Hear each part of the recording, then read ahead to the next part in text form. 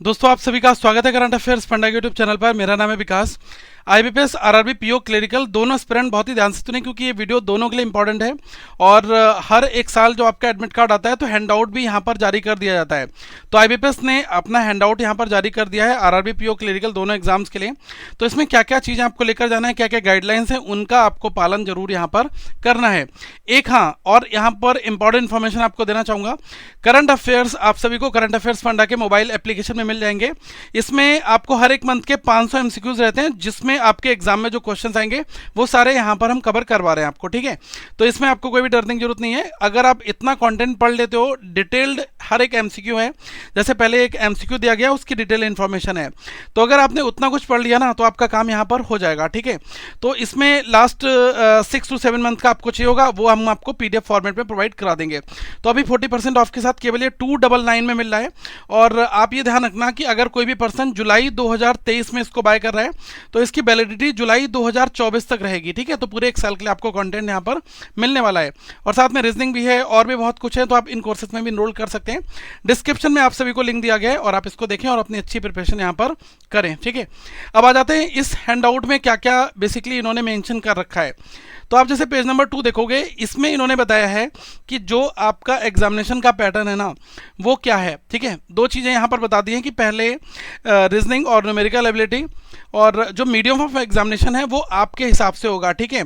List of version of test medium of examination are attached below, ठीक है। तो मतलब यहाँ पर वो दी गई है 40 क्वेश्चन होंगे, 80 क्वेश्चन होंगे, 40 नंबर के होंगे तो 80 नंबर का पेपर हो गया, 80 क्वेश्चन 80 नंबर के। और कंपोजिट टाइम मिलेगा 45 मिनट का। तो आप स्विच कर सकते हो इधर से उधर, उधर से इधर। आपको 45 मिनट जो है कंबाइंड मिल रहे हैं और 45 मिनट में आपको पूरा पेपर यहाँ पर सॉल्व करना होगा, ठीक है।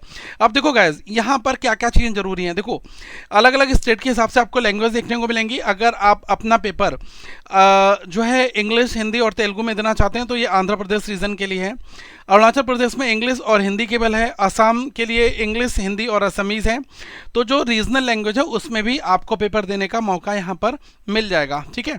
तो ये चीज़ इन्होंने यहाँ पर नोटिफिकेशन के फॉर्मेट में पूरा बता रखी है। आपको लिखा है ना कि the versions of test will be English and language as applicable to the state, ठीक है। Under which application is registered the question will appear in English and the selected language as applicable to the state, ठीक है। तो ये यहाँ पर कहा गया है कि मतलब जो आपके स्टेट की लैंग्वेज होगी उसमें भी आपको क्वेश्चन देखने को मिलेगा, लेकिन जो डिफ़ॉल्ट यहाँ पर कहा गया है ना कि जो वर्जन ऑफ टेस्ट है वो हमारे इंग्लिश लैंग्वेज में है, ठीक है। और स्टेट की लैंग्वेज में भी आप उनको कन्वर्ट करके देख सकते हैं। यहाँ पर आप देखिएगा इन्होंने मेंशन करा है कि in case of any discrepancy between the English and translated version, English ये लिखा है ना, तो जो इंग्लिश वर्जन है ना उसी को ही यहाँ पर प्रेफरेंस दी जाएगी। मतलब अगर कोई क्वेश्चन आपने लिखा कि इंग्लिश में उसका मतलब है कुछ और, ठीक है, और जब आपने उसको अपनी स्टेट लैंग्वेज में कर दिया तो उसका कुछ मतलब और निकल कर आ जा रहा है, ठीक है। लेकिन ये मानेंगे कौन सा वाला, ये मानेंगे इंग्लिश वाला ही यहाँ पर, ठीक है। तो ये यहाँ पर कहा गया है। तो आपको बहुत ही ध्यान से क्वेश्चन पढ़ना है और किसी कन्फ्यूजन की स्थिति में आप उसको इंग्लिश वाले को ही यहाँ पर समझ लेना। कई बार क्या होता है कि हम जब लैंग्वेज पढ़ते हैं क्वेश्चन सॉल्व करते टाइम पर तो इधर का उधर हो जाता है, लेकिन आप कोशिश यही करना कि नहीं समझ में आ रहा हो, आपको लग रहा हो कि यार ऐसा नहीं वैसा होना चाहिए, तो जो इन्होंने इंग्लिश वाला दे रखा है वो एक स्टैंडर्ड फॉर्मेट में उसको ही आपको यहाँ पर समझना पड़ेगा। अब जैसे यहाँ पर कुछ क्वेश्चन दे रखे हैं रीजनिंग और न्यूमेरिकल एबिलिटी, इनसे हटकर क्वेश्चन होंगे। आप ये मत सोचना कि यही लेवल ऐसे ही क्वेश्चन होंगे, नहीं, ये केवल एक आपको छोटा सा फॉर्मेट दिया गया। अब जैसे इन्होंने रीजनिंग में दे रखा है, ठीक है, कि यहाँ पर एक कोई भी टॉप्स एक वर्ड दे दिया गया है, ठीक है, इसको रीअरेंज करना है मीनिंगफुल वर्ड में बिगनिंग विद ओ। अब दूसरा यहाँ पर ये कहा गया है कि ईस्ट वेस्ट नॉर्थ साउथ वाला डायरेक्शन बेस्ड क्वेश्चन है। फिर लेफ्ट के राइट में 9th पोजीशन पर, तो ये सब चीज़ें हैं, ठीक है। तो मतलब जरूरी नहीं यही सेटिंग अरेंजमेंट आपको भर भर के मिलेगा, वहीं पर डीआई मिलेगी। तो ये सब चीज़ें यहाँ पर इन्होंने बता रखी हैं, ठीक है। इसके बाद अगर आप देखेंगे पेज नंबर 4 पर, तो इन्होंने कहा है कि एक लॉगिन स्क्रीन जो है वो डिस्प्लेड होगी कैंडिडेट के लिए और कैंडिडेट को लॉगिन करना होगा अपने आईडी और पासवर्ड से, ठीक है, जो उनके कॉल लेटर्स में यहाँ पर दिया जाएगा, ठीक है। टोटल ड्यूरेशन 45 मिनट का है। 20 मिनट जो कंपनसेटरी टाइम है 60 मिनट हो जाएगा। वो किसके लिए है, जो डिसेबल कैंडिडेट्स होंगे, ठीक है, डिसेबिलिटी वाले कैंडिडेट्स के लिए। फिर लिखा है the clock will be set all the server, the countdown timer is on the top right corner, top right में आपको मिल जाएगा आपका वो। आप यहाँ पर देखना चाहें तो एक मॉक टेस्ट का भी फॉर्मेट यहाँ पर रहता है, ठीक है।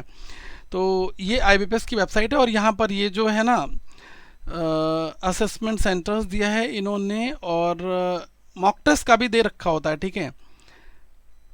सर्विसेज में है पर्सनालिटी, इसी में ही मिल जाएगा, ट्रेनिंग प्रोग्राम्स वगैरह में आपका दे रखा है, ठीक है। मतलब आप ऑनलाइन जो है पूरा टेस्ट यहाँ पर भी एक बार देख सकते हैं कैसा फॉर्मेट रहता है, ठीक है।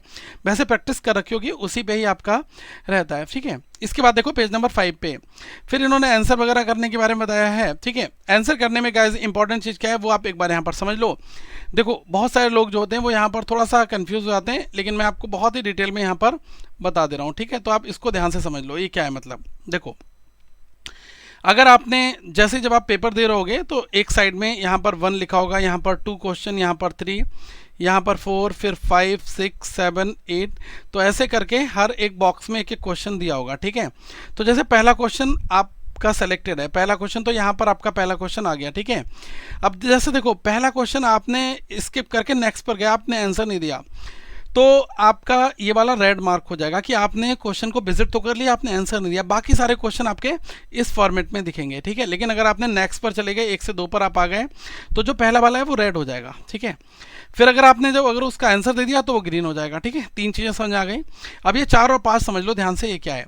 4 और 5 का मतलब है कि आपने क्वेश्चन का आंसर तो दिया नहीं है, ठीक है, लेकिन नीचे एक ऑप्शन आएगा marked for review, marked for review. इसका मतलब ये हुआ कि जब कभी भी आपके पास टाइम बचेगा तो आप ऐसे ब्लू वाले गोले सर्च कर लोगे अपने राइट साइड में, जब आपके क्वेश्चंस जहां जहां पर लिखे होंगे ना, तो आप उसमें ब्लू वाले गोलों पर क्लिक करके आप उन क्वेश्चंस को रिव्यू कर सकते हो। एक यहाँ पर ट्रिक इन्होंने और दे रखी है कि आप एक काम और भी कर सकते हो, आप आंसर भी दे दो और फिर मार्क फॉर रिव्यू भी कर लो। तो उस सिचुएशन में आपका क्वेश्चन चेक हो जाएगा, ठीक है। आपको गलत होगा तो नंबर कटेंगे, सही होगा तो नंबर मिल जाएंगे। लेकिन मार्क फॉर रिव्यू आपने लिख रखा है तो आप लास्ट में उसको जो है एक बार देख लोगे, ठीक है। लेकिन ये कंसीडर होता है एवेल्यूएशन के लिए, मतलब अगर आपने मार्क फॉर रिव्यू कर दिया और आंसर भी दे दिया वहां पर, तो ये क्वेश्चन आपका जो है राइट और रॉन्ग के केस में कंसीडर किया जाएगा, एग्जामिनर इसको चेक करेगा, ठीक है, ऑटोमेटिक सिस्टम के थ्रू। बट अगर ये ब्लू इस तरीके से दिख रहा है, ठीक है, केवल लिखा हुआ, तो इसका मतलब ये हुआ कि अभी आपका जो क्वेश्चन है वो आपने आंसर नहीं दिया है और मार्क फॉर रिव्यू कराया, बाद में देखना चाहते हैं तो आप चाहें तो इसको देखो, चाहें तो आप इसको आंसर करो ना करो, लेकिन इसका कोई नंबर नहीं मिलेगा जब तक कि आप उसमें राइट आंसर करके उसको आगे नहीं करोगे, ठीक है। तो ये चीज़ यहाँ पर दोस्तों आपकी हो जाती है, ठीक है। अब आ जाते हैं नेक्स्ट पर यहाँ पर, ठीक है, पेज नंबर 5 में इन्होंने वही चीज़ें बता रखी हैं कि मतलब कैसे कैसे आपको सेव और नेक्स्ट करना है। तो हर जगह आप सेव नेक्स्ट करोगे तो आपका क्वेश्चन सेव हो जाएगा, ठीक है, ऑटोमेटिकली सेव हो जाएगा। जैसे आप राइट आंसर देकर सेव नेक्स्ट पे क्लिक करोगे तो आ जाएगा, ठीक है। और रिव्यू करना है तो मार्क फॉर रिव्यू पे आप क्लिक कर दो, ठीक है। आंसर करने के बाद में आप मार्क फॉर रिव्यू पर भी क्लिक कर सकते हो, तो ठीक है। तो ये छोटी छोटी चीज़ें हैं। जनरल इंस्ट्रक्शंस आप एक बार यहाँ पर देख लो। यहाँ पर पहले पॉइंट में इन्होंने यहाँ बताया हुआ है कि the call letter should be brought with you to the examination venue along with your recent passport size photo duly pasted on it, same photograph as was uploaded in the application form. देखो ये कहा जा रहा है कि आपको अपना जो एडमिट कार्ड है वो आपको लेकर जाना है साथ में, प्लस जब आपने फॉर्म भरा है तो जो आपने अपनी फ़ोटो अपलोड की है वही फ़ोटो आपको साथ में लेकर जानी है, वो आपके एडमिट कार्ड पर चिपकाई जाएगी, ठीक है। तो ये चीज़ आप यहाँ पर समझ लें। इसके बाद इन्होंने कहा है कि द कॉल लेटर, ये वाला हो गया, please note 1 photograph has to be pasted on the call letter, 1 extra.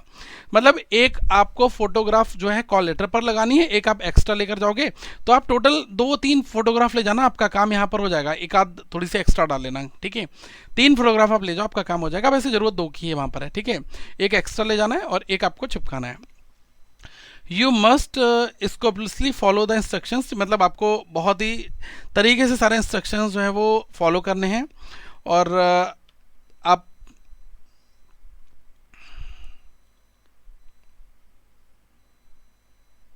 ठीक है। और यहाँ पर इन्होंने कहा है कि जो भी इंस्ट्रक्शंस हैं जो टेस्ट एडमिनिस्ट्रेटर है उसके आपको फॉलो करने होंगे, ठीक है। जो वहाँ पर बैंक के रिप्रेजेंटेटिव होंगे जो वो कहेंगे उसके हिसाब से आपको फॉलो करना है।